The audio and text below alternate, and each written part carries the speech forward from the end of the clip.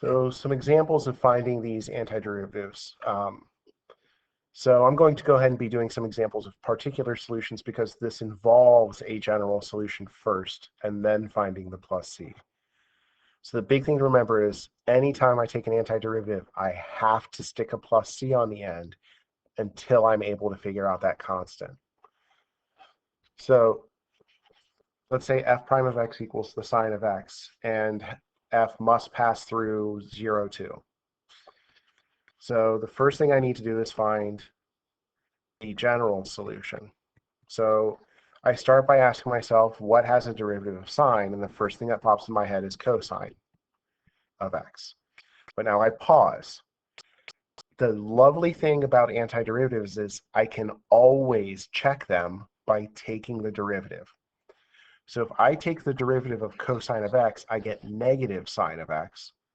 Well, I don't want a negative in front, so I need a constant multiple of -1 to cancel that out. And now if I check this, the derivative of negative cosine of x is going to be the negative of negative sine, which is positive sine. So this now works. And then I have to put a plus c, and this is my general solution. But now I can plug 0, 2 into the function. So if I take 0, 2 and plug this in, I get 2 is equal to negative cosine of 0 plus c. Well, the cosine of 0 is 1. So I get 2 equals -1 plus c. So c is 3. And then I need to write my particular solution. So f of x is equal to negative cosine of x plus 3. And there is my particular solution. If I go to my other example here of this, f prime of x is equal to 1 over x squared. If you remember, I said that I really find it easy, a lot easier to make these, to turn this into a negative exponent. So this is the same as x to the -2nd. So I'm going to start by finding my general solution. So f of x, I've got x raised to a constant, so this means the power rule was involved in finding the derivative, so I need to do the power rule backwards. So I'm going to start by saying the base stays the same. I subtracted 1 to get the -2 in the derivative, so I'm going to add 1 to get its antiderivative. But now I'm going to check to see, hey, is it just x to the negative first? Well, if I take the derivative, I would have -1 x to the -2nd. Oh, I don't want a -1 in front, so I need a constant that cancels it out, a constant multiple. Well, -1 will be that constant multiple. So now when I check this by taking the derivative, I do get a positive x to the -2nd. And then I need to stick a plus c on there because I don't know what the constant is yet.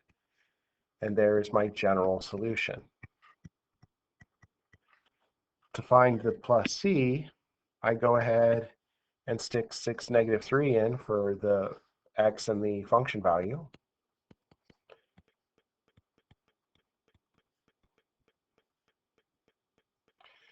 So a little bit of simplifying here to make this easier to work with.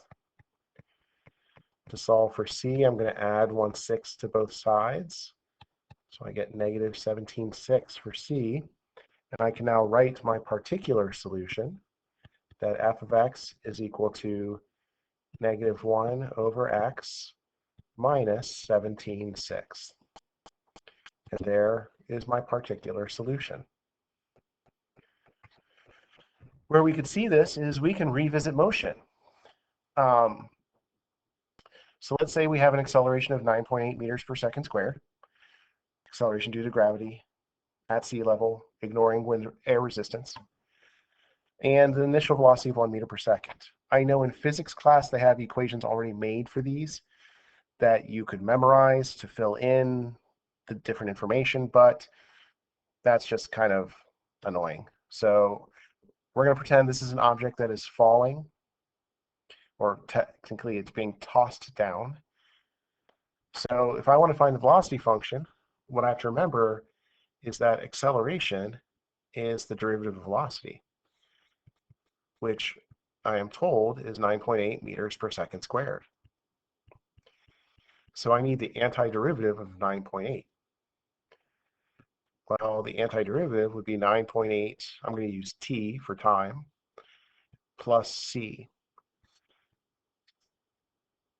because I don't know, because this is an antiderivative, I have to have that plus c. But now I need some point. I know there has to be something I know about velocity that allows me to find the plus c. Well, that's where this comes in. I know that when t is 0, v is equal to 1. So I have 1 is equal to 9.8 times 0 plus c. So c is 1. And that tells me that the velocity is equal to 9.8 t plus 1. Or, if you remember from physics, in physics, they always write it as v at final is equal to the acceleration times time plus v initial. But it came from the calculus. So there's our velocity. But then we're asked to find position, or displacement here. So for this, it's remembering that my velocity is the derivative of displacement, which will be the 9.8 t plus 1. So I need to take the antiderivative of this. I have a 9.8, and then p to the first means I did the power rule backwards, so I'm going to have a t squared. But if I take the derivative of this, I'm going to have 9.8 times 2 times t. I don't want a 2 in there, so I need a constant multiple of 1/2 to cancel it out. And derivative of 1 would be t, and then I have a plus c. So if I do a little bit of simplifying there, I get 4.9 t squared plus t plus c. And to figure out what c is, well, I can still take this is a little bit tougher, but at time of 0, my object has not moved anywhere. So there's no displacement. The position is still at 0. It hasn't gone anywhere when time is 0. So I can plug that in. Oops. Times 0 squared plus 0 plus c. And I get c is 0. So my displacement is 4.9 t squared plus t plus 0, but I'm not going to write that. In physics, the equation you always get, I don't remember what they use to represent position. I believe they use an x. It would be 1/2 a t squared plus the initial velocity times time plus the initial position. And again, you can memorize it, but if you know your calculus, you just do antiderivatives until you get to it.